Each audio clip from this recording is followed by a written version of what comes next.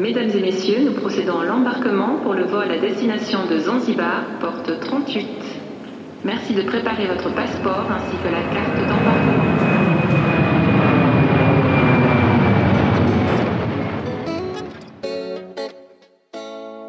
Zanzibar, un nom aux allures de formule magique. Prononcez-le 3 fois, Zanzibar, Zanzibar, Zanzibar. Et il vous vient en tête des paysages luxuriants, des couleurs éclatantes, la saveur intense des fruits exotiques et le parfum capiteux de la girofle, de la cannelle, de la muscade et de bien d'autres plantes qui ont valu à cette terre baignée par l'océan Indien le surnom de l'île aux épices. Cette magie se fait réalité dès lors que l'on pousse les portes des Kappa Clubs zanzibarites, le Carafou et le Waridi. 2 hôtels pieds dans l'eau, 2 personnalités bien distinctes, mais une même convivialité, une même douceur de vivre que nos hôtes résument en 2 mots de Swahili. Hakuna Matata, pas de problème. Je suis Alex, la voix des Kappa Club, et je vous emmène au large de l'Afrique, cap sur Zanzibar, pour vivre avec moi la plus douce des aventures. Hola. Salam alaikum. Bem-vindo ao hotel. لقد كان سفرا جميلا. Buenos días. Vous écoutez l'Instant Kappa, le podcast qui vous raconte votre prochain voyage. Os deseo una agradable estancia. أتمنى لكم Passa سفرا uma boa سعيدا. viagem. Nos volveremos a ver muy pronto. Zanzibar est une île ou plutôt un archipel, mais c'est aussi une ville, Zanzibar Town. On la résume le plus souvent à son seul quartier historique, Stone Town. Classée patrimoine mondial de l'humanité, la cité de pierre est un concentré de la vie zanzibarite. Un tumulte joyeux dans lequel j'ai plongé avec délice à la suite de Julius, l'enfant du pays. Il m'a régalé de 1001 anecdotes sur son île et sa capitale. Alors, suivez le guide. Qui a créé Stone Town ? Les Portugais, les Omanais ? Et d'abord, c'était les Portugais. C'est les Portugais qui sont venus ici. Et après, il y avait les Portugais et les Hindous. En fait, ils sont venus là comme les pêcheurs. C'est eux qui ont créé en fait ici Stone Town. Okay? Mais après, c'était les Arabes d'Oman qui sont venus à Zanzibar. Mais les Arabes, quand ils sont venus à Zanzibar, ils ont chassé les Portugais. Alors, avant la construction de l'église qui est là, il y avait le marché aux esclaves. Et Zanzibar, l'esclavage commençait à partir du 15e siècle avec les Portugais. Après, les Arabes d'Oman sont venus à Zanzibar. Les esclaves, on arriva ici, ils étaient mis en fait dans les cellules. Okay, la chaîne qu'on voit ici, c'est pas une vraie qui servait à l'époque. Mais dans les cellules, les esclaves étaient pris, ils étaient attachés aussi. Et ça, c'était pour les femmes et les enfants. Ouais, 75 personnes, ils étaient mis ici, en fait. Ils étaient prisonniers ici, maximum comme ça. On doit être à 12 mètres carrés maximum sur 1 mètre de haut. Ok. Là, on va voir le marché. Ça a été construit par les Arabes d'Oman en 1904. On l'appelle le marché de Darajani. Ils vendent les poissons, mais là où il y a les poissons, ça pue les poissons. Okay.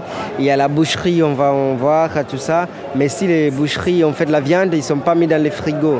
Ils sont verts comme ça, ils ne sont pas fermés.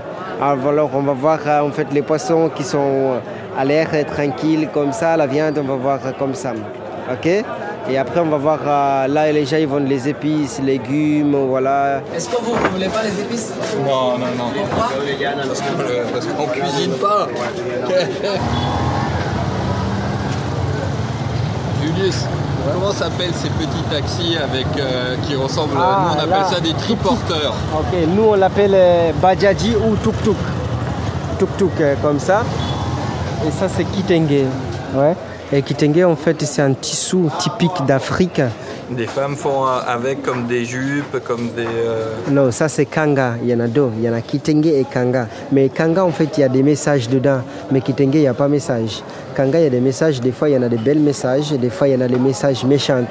Les femmes elles s'envoient des messages entre elles. Alors là c'est un a 2 femmes. La première femme en fait elle va acheter une Kanga avec le message qui est dedans. Le message qui dit comme c'est moi la première, c'est moi qui ai goûté tout avant. Alors là, elle va passer à la deuxième femme. La deuxième femme, elle va lire ça. Alors aussi, à notre mariage, la deuxième aussi va au marché pour acheter un tissu avec une bonne réponse. La réponse qui dit comme tu es déjà vieille, c'est pour ça qu'il est venu à moi. Là, en fait, c'est une église. Et ça, en fait, c'était construit par Bouranger. Bouranger, c'est lui qui a fait Notre-Dame de la Garde à Marseille. C'est lui qui a fait ça aussi. Et ça, c'était la première église. ok, à Afrique de l'Est, parce qu'elle était construite en 1852-53. Ici où on est, en fait, c'est le fort arabe. Et ça, c'était construit par les Arabes de Oman, à la fin du XVIe siècle. Et les Arabes, en fait, quand ils sont venus à Zanzibar, ils ont chassé les Portugais. Et après, ils ont construit ça pour se défendre contre les Portugais. Mais après, les Portugais ne sont jamais revenus. Okay. Alors ça, en fait, c'était utilisé comme le prison. Mais à part de ça, c'était utilisé aussi comme le gare de train. À l'époque, il y avait le train qui part ici jusqu'à la route des épices. Mais il y a un endroit, on l'appelle Bouboubou, à cause de le train. Parce que quand le train toujours arrivait là-bas, il faisait des bruits. Bouboubou. Mais maintenant, ça marche comme un festival de reggae, comme un festival de musique.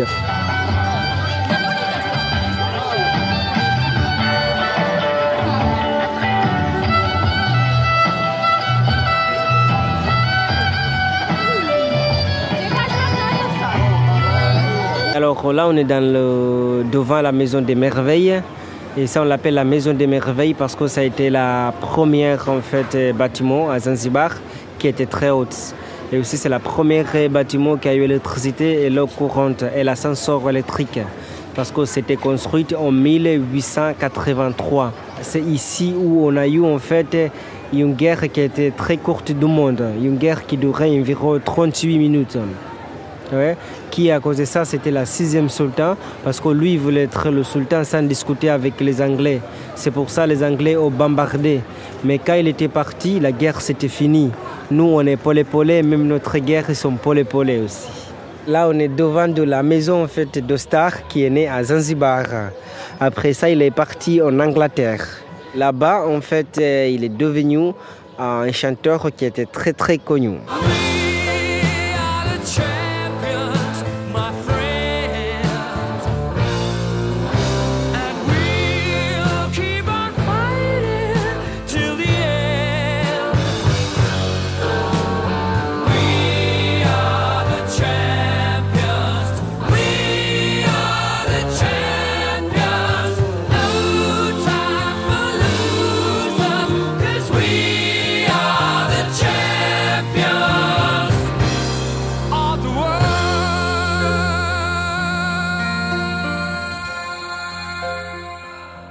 Pour mon premier jour au Carafou Beach Resort & Spa, j'ai profité de sa grande plage privée plantée de cocotiers, visité une plantation tropicale et assisté à un spectacle Maasai.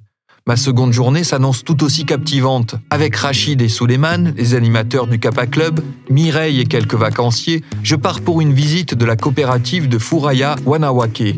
Au programme de cet instant Kappa, une rencontre avec les paysannes de la mer. Ces femmes qui, aux 4 coins de l'île, cultivent les algues et les transforment en produits de beauté et d'hygiène. Allez, en voiture... Enfin, quand je dis en voiture, c'est une façon de parler. Pour se rendre à la coopérative, on a pris un dala-dala. Ça, c'est le bus qu'on va utiliser, les amis.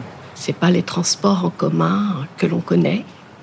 Ça faisait partie aussi de la visite, je pense. Et, il faut baisser la tête parce que sinon... J'ai beaucoup apprécié. Donc, voilà, on voit aussi comment se déplacent les gens. Polé, doucement. Moi, c'est local. Ouais, ça, c'est le bus local. Nous, on appelle dala-dala. Ouais. Et vous savez pourquoi on appelle dala-dala? Vous savez pas? Parce que ça coûte $1.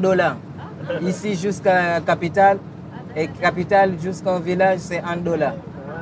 $1 aller, $1 retour. Et nous, on n'arrive pas à prononcer dollar, on prononce dala. C'est pour ça que ça fait dala. Parce que ouais, on paye deux fois. C'est bon. Bon, on est arrivé, les amis. Bon, faut sortir maintenant, c'est autre chose. Attention la tête. J'étais très curieuse de rentrer dans ce petit village. C'est ce qui a motivé aussi cette participation. Bon, les amis, on est arrivé au village qui s'appelle Pagé.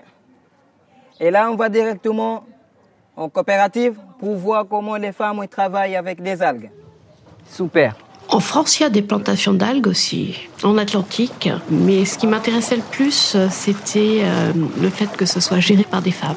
Donc, on les appelle les paysannes de la mer. Sogea karibu, nataka kuongelezea, sogea karibu na mimi yangu mimi. Itakwenda vizuri.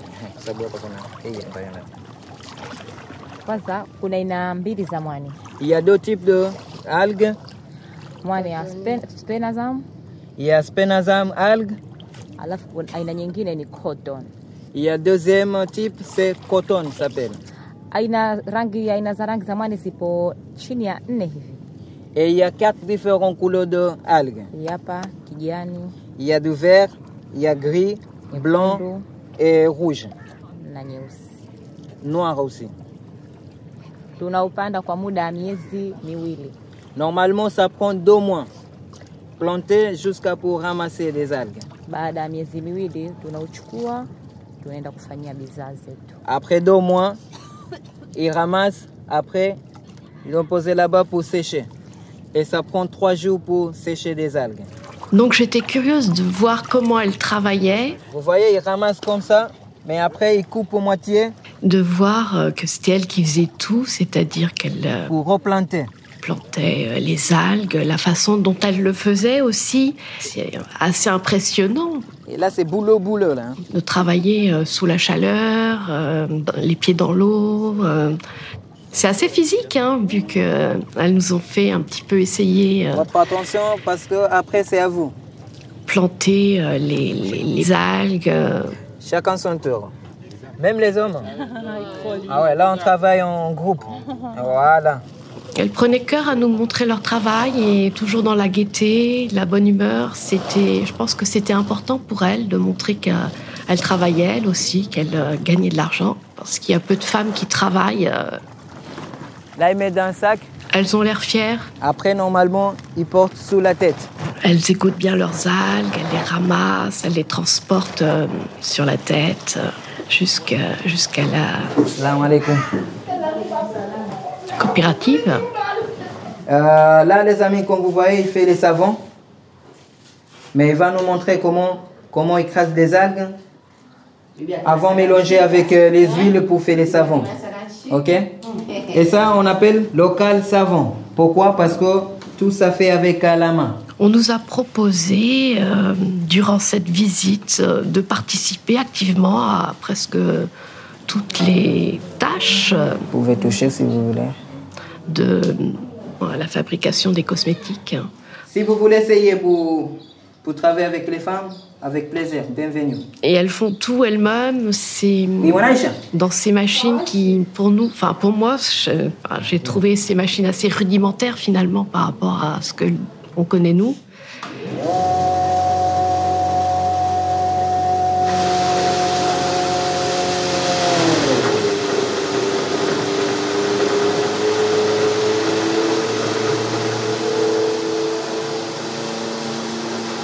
Ce qui est intéressant, c'est que tout vient de l'île, c'est-à-dire qu'il y a l'huile de coco, les épices, les algues et curcuma, clou girofle, vanille, quinine. Lorsqu'elles nous ont servi la petite collation qu'elles avaient préparée, dégustation time, qu'elles le faisaient avec un réel plaisir, elles sont arrivées en dansant. Allez, ça m'a beaucoup émue de voir ce partage se faire. On se rend plus compte de la vie des gens d'ici. On est dans la vraie vie, là.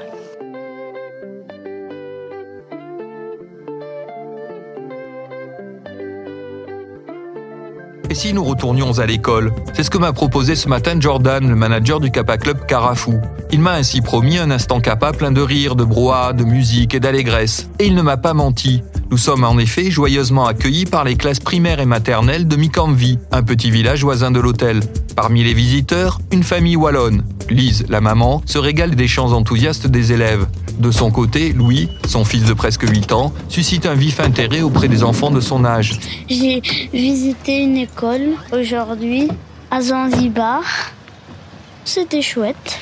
On a découvert dans le programme Kappa qu'il y avait la possibilité de visiter une école et on s'est dit que ça intéresserait probablement notre petit garçon Louis de 7 ans et demi de pouvoir faire une immersion dans le pays qu'on visite pour les vacances.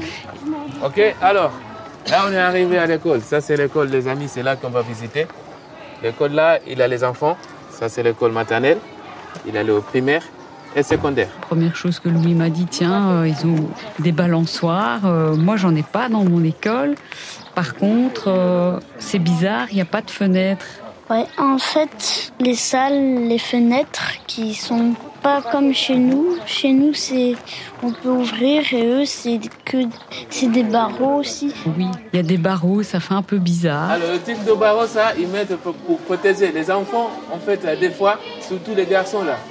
Bon, ils sont fatigués parce qu'il y a les enfants qui n'aiment pas le prof. Et ils voient, c'est le professeur là, il vient maintenant. Non, il sort pas ici. Il sort. Mais c'est pour ça, ils mettent ça, comme ça les enfants ne sortent pas. Pour pas faire l'école buissonnière. Tu vois ? On n'avait pas spécialement prévu de visiter une école, mais on s'attendait à rencontrer des enfants dans la rue, aux alentours de l'hôtel. Donc on s'était dit avec Louis, tiens, si on prenait quelques bonbons à leur donner. Au primaire, j'ai donné des bonbons, des crayons. Eux, ils n'ont pas beaucoup de crayons bleus, jaunes, rouges. Et chez moi, on a toutes les couleurs. Ça nous ramène à l'essentiel, finalement, qu'il ne faut pas spécialement beaucoup de confort, beaucoup de matériel, beaucoup de luxe pour s'épanouir. Parce que moi, ce qui m'a frappé, c'est de voir le sourire chez ces enfants, ouverts à ce qu'on vienne les voir. Ils nous ont accueillis avec des chants. Ok? C'est bon? Moja, mbili, tatu, twende.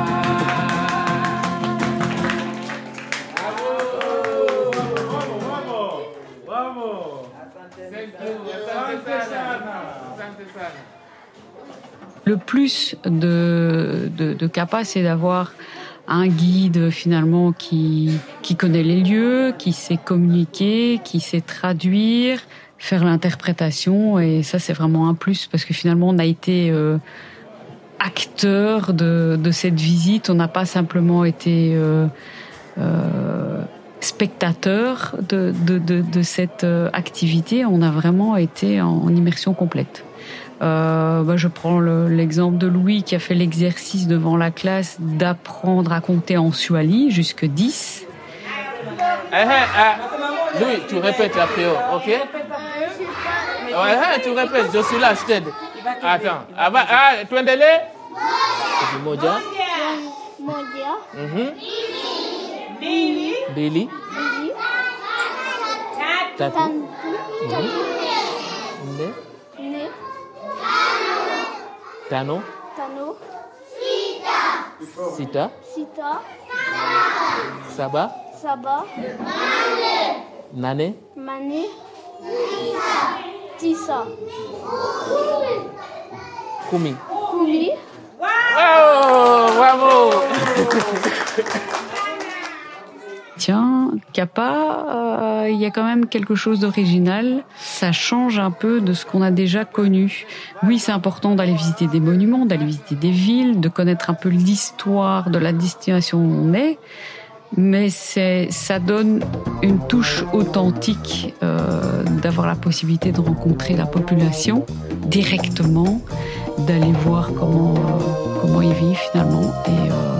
Et c'est ce que je retiens finalement de CAPA. Jambo bwana, habari gani? Nzuri sana. Wageni mwakaribishwa Kenya yetu, hakuna matata. Ngiti jambo bwana, habari gani? Nzuri sana. Wageni mwakaribishwa. Aujourd'hui, changement de latitude. Je mets le cap sur le nord de l'île pour me poser au Waridi Beach Resort and Spa où m'attendent Azer, le manager de ce Kappa Club, et ses animateurs. Ils m'entraînent très vite à la découverte de Poigny Mchangani, le village voisin, avant de me proposer une expérience encore plus dépaysante. Nous embarquons à bord d'un Dala pour rejoindre Matemwe, où Mama Soubira nous attend pour déjeuner. Un décor plus que modeste, une cuisine locale savoureuse mais sans chichi. Cet instant Kappa fait dans la sobriété et l'authenticité. L'émotion qu'on en tire n'en est que plus grande. Vous pensez que j'exagère ?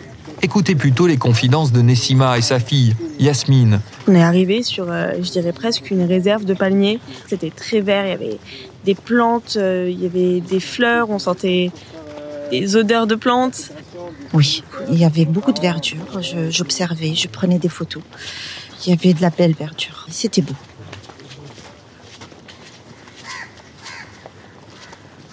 Arrivé là-bas, il y avait des maisons en pierre. Je ne sais pas si elles ont été finies ou pas finies ou cassées. Il y avait des petites filles. Ça m'a marqué aussi. Vraiment des petites filles à l'âge de, je pense, 10 ou 12 ans. Elles me disaient bonjour. Tout le monde disait bonjour. Tout le monde disait Jumbo. Jumbo. Jumbo. Ça, c'est beau. Personnellement, quand je m'imaginais ce type de village, c'est exactement l'image que j'en avais. Donc des tas d'enfants très joyeux, ou alors des mamans qui s'occupaient de la maison, ou alors de cuisiner. Je me suis pas sentie comme non voulue dans ce village. Je me suis sentie accueillie.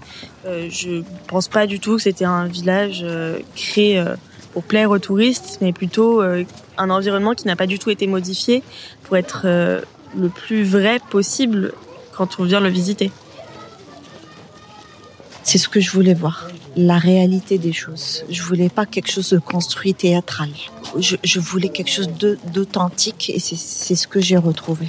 Ça se voyait que c'était vrai.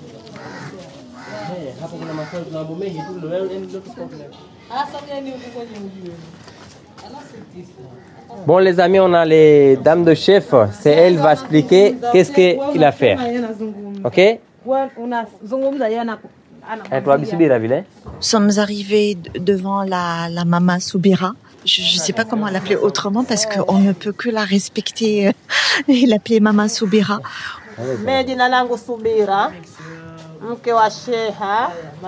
Bon, elle s'appelle Soubira, c'est femme de chef du village. Ok, il a dit c'est bienvenu pour préparer le repas. Après c'est pour manger ensemble. Mkaribie chakula tule pamoja, hapa ndo nyumbani. Elle a cuisiné dehors. Je ne sais pas si c'était la terrasse ou c'était la rue, mais on était dehors. La première chose que je me suis dit, ça serait plus rapide sur la plaque. Non. Après une seconde de réflexion, je me suis rappelé que on est privilégié, on a accès aux plaques, on a accès au micro-ondes. C'est comme ça les amis, vous voyez. Alors que ces personnes-là, elles sont obligées de faire cuire leur repas au feu de bois. Eux, ils font preuve d'une patience c'est trop petit, c'est pour les chez nous, c'est ça. Que je ne pourrai jamais avoir. Ok, bon les amis, maintenant on a fini pour ici. Lorsqu'on est rentré dans la maison, on va entrer. C'est vrai que on s'est retrouvés un peu entre nous, les touristes, en train de se regarder. Qu'est-ce qu'on fait ? Est-ce qu'on va recevoir des chaises ? Est-ce qu'on va dans une autre pièce ? Est-ce que on va à table directement, sur une table comme chez nous ? Non, en fait, on s'est tous assis par terre en cercle. Comment s'asseoir ? Est-ce qu'il y a un code ? Les hommes d'un côté, les femmes d'un côté ? On m'a dit non. Elle nous a ramené un genre de bol pour rincer les mains. Puis elle nous a servi un par un. C'est bon les amis ? Alors aujourd'hui, on va manger les amis polenta. On appelle ugali. À côté, on a quelque chose pour goûter avec. Ok ? Déjà, on a épinards. À côté, on a salade, sauce de pulpe. C'est les fruits de patata douce. Mais tout ça, 1, 2, 3, c'est avec le lait de coco. Ok, ça c'est avec le coco, les épinards aussi et les fruits de patata douce. Donc, c'est dit. C'est vrai que moi, quand on me dit repas chez l'habitant, je pense directement au repas avec l'habitant. Mais c'est pas forcément vrai. Repas chez l'habitant, ça pourrait être manger ce qu'il a cuisiné, mais pas avec lui. Alors que là, on a partagé bien plus qu'un repas. Au final, on a partagé aussi des conversations, un moment. Elles ont mangé avec nous. Et elles ont mangé comme nous. Et autant que nous. Et je trouve ça... Je trouve pas les mots. C'était bien. Je reviendrai sûrement différente. Oui. C'est sûr.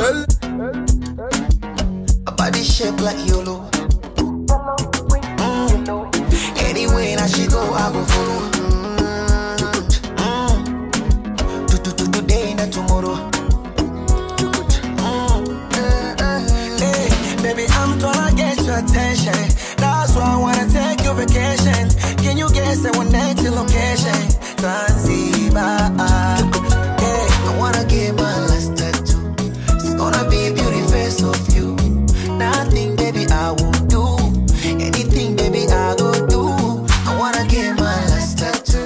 It's gonna be beauty face of you. Nothing, baby, I won't do.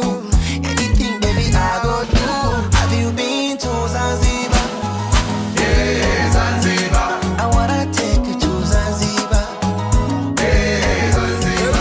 J'en suis convaincu, à l'heure qu'il est, vous voyez déjà à Zanzibar. Une seule chose vous sépare encore de ces moments idylliques, le choix cornélien de votre toit. Quel Kappa Club réservé? Le Carafou, le Waridi? Les confidences d'Anaïs qui supervise l'ensemble de la destination au sein des Kappa Club pourront peut-être vous éclairer. Kappa Club et Zanzibar, c'est déjà une longue histoire d'amour. C'est une destination qui fait partie des premières destinations long courrier pour nos clubs Kappa. C'est une destination à laquelle nous sommes d'autant plus attachés que nous avons la chance de collaborer avec nos animateurs et nos équipes sur place qui amènent cette authenticité et ce charme à la Zanzibarite. C'est une force pour nous parce que qui de mieux pour parler de la culture et du mode de vie zanzibarite que les Zanzibarites eux-mêmes. Alors sur Zanzibar, on retrouve le Kappa Club Waridi Beach Resort and Spa, le Kappa Club Zanzibar Carafou et aussi le Kappa Club Dreams Bay Boutique Hotel. Concernant le Kappa Club Waridi Beach Resort, on a cette proximité avec l'océan Indien. Il est à quelques pas, on le voit, on le sent, on l'entend. On est sur un hôtel totalement à taille humaine. On est sur un produit de 62 chambres. Tout le monde se rencontre, se croise au cours de la journée, ce qui amène à un aspect convivial et familial. Ce qui fait son charme, c'est le côté authentique, une bulle à part, avec une architecture simple et raffinée. On y retrouve l'aspect traditionnel de par son toit, notamment, qui est un toit de makuti. C'est un toit avec des feuilles de palmier tressées et séchées. Sur le Kappa Club Carafou, on est là sur un hôtel un peu plus haut de gamme, avec une qualité de prestation supérieure. Ce qui marque quand on arrive, qu'on passe la réception et qu'ensuite on a cette magnifique vue. C'est son cadre enchanteur et paradisiaque. Cette étendue de sable blanc et les eaux turquoises de l'océan Indien, c'est un décor de rêve et c'est un hôtel où l'espace ne manque pas, ce qui nous permet d'avoir cette sensation de liberté, de grandeur au milieu des allées de fleurs. Et pour autant, bien qu'on ait cette impression d'être seul au monde, on y retrouve une ambiance extraordinaire. Il faut s'imaginer, sortir de sa chambre, découvrir cette vue, faire quelques pas et poser sa serviette sur un transat où on pourra se prélasser toute la journée. Bien évidemment, nous n'avons pas encore fini d'écrire cette belle histoire avec le Kappa Club Dreams Bay Boutique Hotel. C'est un hôtel totalement différent des deux autres. C'est un boutique hôtel, comme on appelle ça, adulte only, beaucoup plus intimiste, beaucoup plus cocooning, et on est sur une atmosphère beaucoup plus sereine, un havre de paix. Voilà, mon aventure à Zanzibar, ce bout du monde aussi accueillant qu'attachant, est terminée. En attendant de vous retrouver pour un nouveau périple, je file boucler ma valise. Non sans vous offrir une ultime parenthèse zanzibarite, en partageant avec vous quelques éclats de voix et de rire d'une partie de pêche pour le moins originale. Allez, on se retrouve très vite ailleurs dans le monde pour de nouvelles découvertes.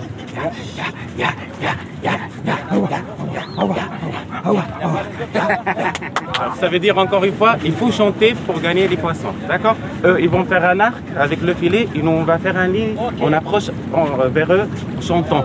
On va chanter Jambo Bwana. Vous connaissez les lyrics? Vous avez les lyrics? Dari. Ok, c'est parti. On y go. Jambo, Jambo Bwana, habari gani, nzuri sana, wageni. L'Instant Kappa, une production du studio Stanley pour les Kappa Club. Réalisation Alexandre Benoît. Vous avez aimé l'émission? N'hésitez pas à la liker, la commenter et à vous abonner. Nyote munakaribishwa.